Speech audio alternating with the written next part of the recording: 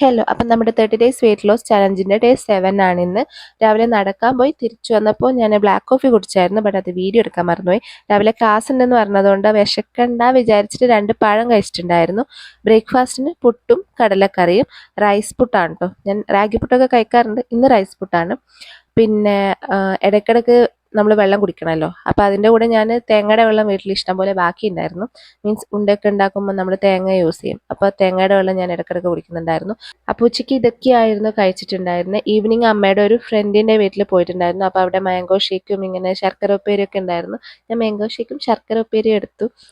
രാത്രി അമ്മയുടെ വീട്ടിൽ പോയിട്ടുണ്ടായിരുന്നു. അമ്മമ്മയുടെ ഫുഡ് ഞാൻ അങ്ങനെ മിസ്സാക്കാറില്ല. കഴിക്കാതിരുന്ന അമ്മമ്മക്കും വിഷമാകും, എനിക്കും വിഷമാകും.